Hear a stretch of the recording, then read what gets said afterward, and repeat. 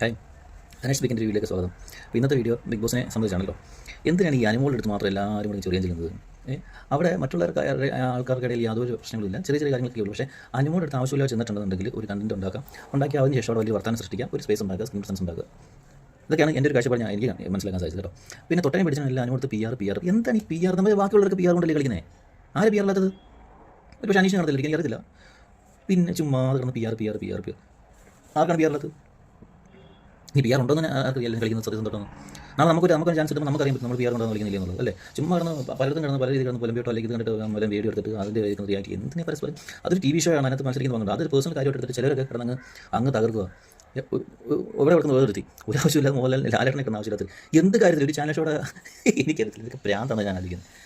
പിന്നെ അനുമോളായി പറഞ്ഞ പോലെ ഞാൻ പറയട്ടെ, എനിക്ക് അറിയാവുന്ന എന്ന് വെച്ചാൽ ഞാൻ എൻ്റെ സുഹൃത്തുക്കൾക്ക് വരെ അറിയാം. സ്റ്റാർ മാജിക്കിനേക്കാൾ മുന്നേ പണ്ട് ടമാർ പടാർ എന്ന് പറഞ്ഞ പ്രോഗ്രാം ഉള്ളപ്പോൾ തൊട്ട് ഞാൻ ആ പ്രോഗ്രാം കാണുന്ന വ്യക്തിയാണ്. അനുമോള ടമാർ പടാർ എന്നുള്ള പ്രോഗ്രാമിനകത്ത് വന്നപ്പോൾ തൊട്ട് അനുമോളെ ഞാൻ ആ പ്രോഗ്രാം സേവായിട്ട് കാണുന്നുണ്ട്.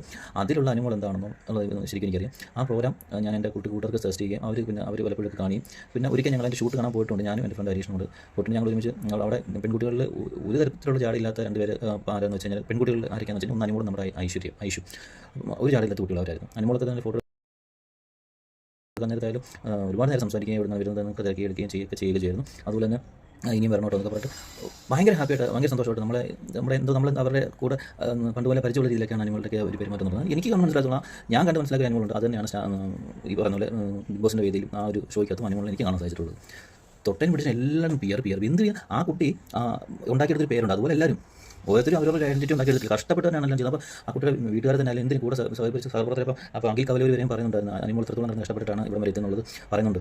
ശരിയാണ് പറഞ്ഞൊക്കെ നമുക്കറിയാം. കാരണം അനുമോൾ ഒരു ഫിലിം ബാക്ക്ഗ്രൗണ്ട് ബേസിലുള്ള ഒരു വീട്ടിൽ നിന്നൊന്നും വന്നില്ല. ആ കുട്ടി കഷ്ടപ്പെട്ട് തന്നെയാണ് ഈ ഇൻഡസ്ട്രിയിൽ വരികയും സീരിയലിലൂടെ വരികയും ഈ ഒരു സ്റ്റാർ മാജിക് ടമാർ പടാർ അല്ലെങ്കിൽ സ്റ്റാർ മാജിക് എന്നുള്ള ആ ഒരു TV ഷോയാണ് ആ കുട്ടിക്ക് ഇത്രയധികം ജനശ്രദ്ധ ഏറ്റുവാങ്ങിച്ച് ഇത്രയും ഫാൻസ് ഉണ്ടായതും.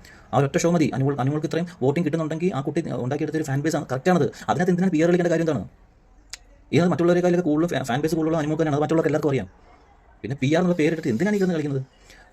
പണ്ട് നമ്മുടെ വിജയനെ കുറിച്ചിട്ട് നമ്മുടെ ധനുഷ് മെർസൽ ഓഡിയൻസിലാണെന്ന് തോന്നുന്നു അല്ലെങ്കിൽ ഏതൊരു വേദിയിൽ പറഞ്ഞിട്ടുണ്ടായിരുന്നു, 10 പേരെ എതിർത്ത് പോരാടുന്ന ഒരുത്തൻ വീരനാണെങ്കിൽ 10 പേര് ചേർന്ന് ഒരാളെ മാത്രം എതിർക്കുന്നുണ്ടെങ്കിൽ അവൻ തലവൻ എന്ന് പറഞ്ഞിട്ടുണ്ടായിരുന്നു.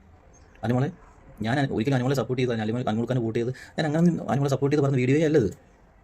ഞാൻ അങ്ങനെ ഒരു വീഡിയോ ചെയ്യുന്നില്ല. എനിക്ക് ആ ഷോയ്സ് എല്ലാവരും ഒരുപോലെ ഉള്ളൂ. അനുമോൾ പേഴ്സണലായിട്ട് കുറച്ചുകൂടെ അറിയാമെന്നുള്ളത് നേരിട്ട് കണ്ട് പരിചയമൊക്കെ ഉണ്ട്. അത് ആ ഷോയിലൂടെ കണ്ട് പരിചയമുണ്ട്. ഷോ ഞാൻ നല്ലോണം കാണുന്ന ഒരു വ്യക്തിയായിരുന്നു. അപ്പോൾ എനിക്ക് കുറച്ചുകൂടെ അറിയാം, മനസ്സിലായോ? അപ്പോൾ അതുകൊണ്ട് അനുമോളെ കീപ്പ് ഗോയിങ്, എനിക്ക് അത്രേ പറയുള്ളൂ. ഓക്കെ, PR അങ്ങനത്തെ